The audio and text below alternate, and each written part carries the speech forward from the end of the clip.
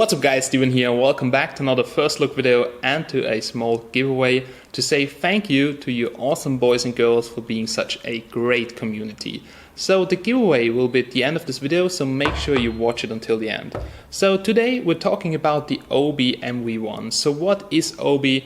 Now, pretty funny name, it will probably remind you of a hardware store if you're located in Austria or Germany, but well, they are much more. So they have launched pretty interesting phones in India, the SJ1.5 and the SF1, and now they came up with the international version, which is the MV1. Also, this company was launched by Apple's ex-CEO John Sculley, so this is one interesting branding effect. And yeah, it's a very affordable smartphone. This version I have right over here will retail for around $150 on Amazon. I think you can't buy it right now, but there will be a link down below in the description so you can check it out once it's available. So what is the smartphone about? Now, it comes with some pretty unique design, and this is actually what attracted me. I was on the CeBIT in Germany and I saw this little booth with two Indian guys and this smartphone which looks like a mix of a Sony Xperia and an iPhone. So it really looks like they've taken an iPhone and smashed it into an Xperia, and that's the outcome, the Obi MV1. Now, yeah, what are the specs? So the specs are actually low end as well as the price, 150. For sure, there are smartphones in China coming with better specs, but you always need to think about this is going to be sold on Amazon, and yeah, this is why it's more expensive than if you order any phone from China. The specs are actually quite okay for the price. We have a Snapdragon 212, it's a 1.3 GHz quad-core processor. Then the version I have right over here has 2 GB of RAM. There's also one 1 GB version, but I think it doesn't make sense. So the 1 GB version is like $10 cheaper, and I wouldn't buy it. I would just stick with the 2 GB version, which is better in my opinion. We have 16 GB of ROM. We have a 5-inch 720p resolution display, which looks okay. We have a 2 megapixel front-facing camera, which is a bit low, and we have a rear camera with 8 megapixels. It's dual SIM, you can put in micro SD cards, you can detach the back cover, remove the battery, and the battery capacity is 2500 mAh. So all in all, that are pretty much the basics, but the best thing comes right now. It's running Cyanogen OS. So you probably know Cyanogen Mod. Now it became very popular on Samsung devices. Now they have made their own operating system based on Android called Cyanogen OS, which is very customizable. That's a good thing. So well, the problem with Chinese smartphones is that the hardware is pretty cheap. MTK chipsets, they cost almost nothing. But then the support, there are no source codes, and this is also pretty crappy, because if you want to mod anything, which actually a lot of people want to do after some time if they get bored on their devices, it's not possible, or possible with only a lot of efforts. And here it's way easier on the Obi MV1 with Cyanogen. So well, it comes in a pretty interesting looking box. You can see here the box with the Obi logo. Now that branding actually reminds me of another company. Specs on the backside, CE certification, everything. This is also probably the only smartphone I know that displays the SAR value. You know how much radiation it emits and all that. Now, I've never seen that on a package before. So actually, I never cared about those values, but it's pretty interesting that you can find them on the package. Oh well, that's the package, and in there you can find the power adapter, which you can see right over here. So yeah, normal wall socket adapter, which I've already seen on a lot of Chinese smartphones too, but comes here with the Obi branding. Now, I haven't taken a look inside, but it's a 5-watt charger, and the phone charges around with something between 0.8 to 1 amp. So there is no quick charging, just to clarify that. It comes with a USB cable, which you can see right over here. Pretty nice looking Obi connector, so yeah. That's just the design, nothing special. It comes with a user manual, quick starter guide, warranty card. This is really important, not only for me, but also for the regulations of the European region. Probably that's also why you have the SAR values here on the package. So this is what you can find inside of the package, and now let's have a close look at the smartphone. So this is how the baby of a Sony Xperia mixed up with an iPhone looks like. So why have they done it? Now on the website they say you always know in which direction the phone is in your pocket. So seriously, I don't think this is a huge problem for most of the people, since they just take it out and then they have to rotate it anyway. But here, you know, if you have that end, it's the top. Talking about the top, it's made out of aluminum here. Now, I'm not really sure about the frame. You'll see that in my full review, but so far it seems like we have here some plastic, but I'll definitely have a closer look inside soon. So we have buttons here on the right side of the frame, like power button, volume rocker, and feels pretty okay. The display is a 720p display, 5 inches, and well, it's not the brightest one I've seen. Sharpness is okay, but viewing angles could be a little bit better. The colors are also quite okay, and you can tweak that in the settings because it's Cyanogen OS. Now I think there's a lot of wasted space on the front side, so at the bottom we have a huge black border, and there are no capacitive touch buttons. There are software buttons which are integrated into the display, so I'm not really sure why there is so much space at the bottom which is actually unused. But well, that's the design. At the top we have a notification LED in the right top corner. That's pretty cool. It's multicolor, we have all the sensors, and we have in the middle the earpiece, sounds pretty good, and we have the front facing camera, which is unfortunately only 2 megapixels. So let's have a closer look here at the back side.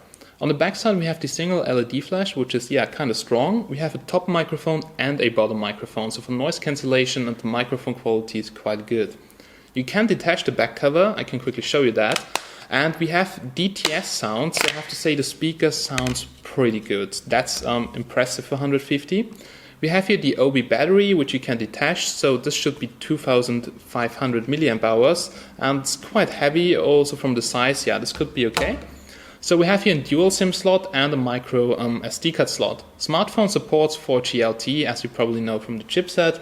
And this is how it looks from the inside. IMEI numbers, and it looks kind of cheap from the inside, but well, it's a $150 smartphone. So for that, it's pretty good build. So let's reattach the back cover, and there we go.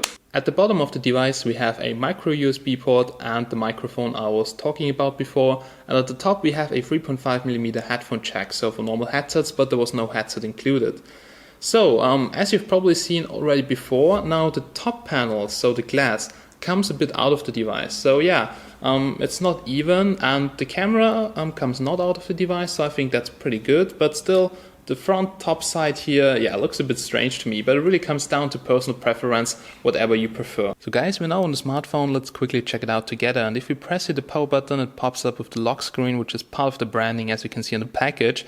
And you can go here to the dialer, you can go here to the camera, or you can just go directly into the home screen, and there you have the pages.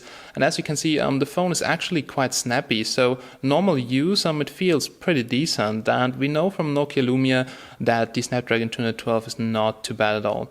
Alright, so let's go here to the settings, let's check out what we can find here. Wi-Fi works pretty good, same goes for Bluetooth. Regarding GPS, there will be a test in my full review.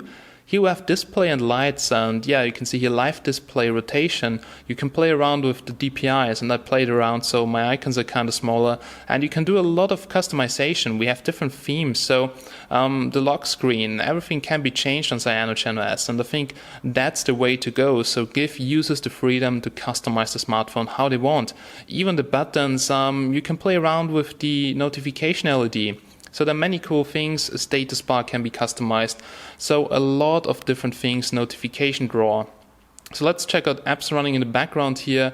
So there we go to running, and this phone comes with 2 GB of RAM. So is this enough? As you can see, yes, because Cyanogen OS is quite efficient and uses less than 50% of the total RAM. So you have 1.2 GB, but with 1 GB I think I wouldn't use it. So I think 2 GB is the way to go. As you can see, this is based on 5.1.1, and the phone is not too bad at all. So for basic tasks, and there you go, flashlight, also kind of strong. Normal Android status bar, but can be customized however you want to. So for sure you want to know the benchmarks, and there we go. Here's the Antutu benchmark, and this phone scores around 24K, as you can see right over here. And this is a kind of low score if you check out the ranking, but it's also a low-cost smartphone. And here, for instance, the Meizu M3, which I also have right over here, is like almost double the score. You can see here the info. So if you're curious, it's a 32-bit version of Android, which you can see right over here, probably because of the chipset, and RAM and all that, so nothing special in here. If we come to Geekbench, looks a bit different. So the single core scores 350 and multi-core 900. I think this is even lower than some corresponding MTK chipsets. Now I found out that this phone should have a gyroscope, so in the sensor box, for instance, you can see it comes with the basic sensors, but the gyroscope says here unlisted, but I'm not really sure, so I will have to check it out, but so far it seems like there's no gyroscope, but at least in the official specs, everything I can see it. So I will definitely have a closer look at that. Gaming performance at the first look is quite okay. Just played a little bit around, used it as my daily driver, and so far this is a really snappy smartphone. Yeah, the camera is right over here, and the camera also has this, what you probably know from other smartphones with Cyanogen or the OnePlus, so this camera application here. You have here the settings, you can switch to the front-facing camera, and you can adjust actually a lot of things there. Now, camera is not really the best, so you can see the 2 megapixel front-facing camera, which is lagging here a little bit, and it could be a bit more wide angle, so this is zoomed in, but well, it's, yeah, very low-cost smartphone. Alright, so far, looks pretty interesting. I will now do more tests, and then you will get a full review in around 1 week, so stay tuned, guys. Alright guys, so a pretty interesting looking smartphone, but now let's come to the most interesting part of this video, the giveaway. Alright, so I have here one brand new still sealed Obi MV1, and it's waiting for one of you lucky guys. Well, not only that, I will also include one personal special gift, but I won't tell you what this is, you need to find it out. So now, in order to win this, I want to tell you something, so I want to use my reach here a little bit. We are organizing an event in Vienna. It's an augmented and virtual reality event, and it's called AVR Playground. You can find it on avrplayground.com, also down below in the description.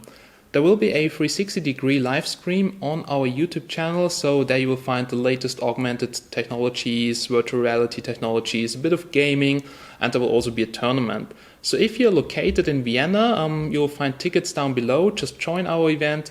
It's for free for students, and if you can't come, if you're from another country, you don't have to miss the action. There's a live stream on the channel, so make sure you check it out too. So the first thing you have to do is just check out the description, check out our Facebook event, and press attend.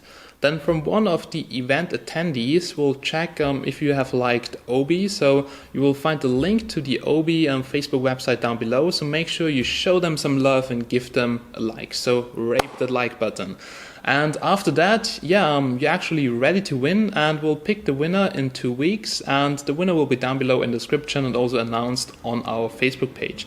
So thanks for watching this first look and unboxing video, and I hope you join our AVR Playground. It will be really a lot of fun, and you'll also see a lot of new technologies and cool things you can do with VR. Alright guys, thanks for watching, have a nice day, and bye bye, see you soon.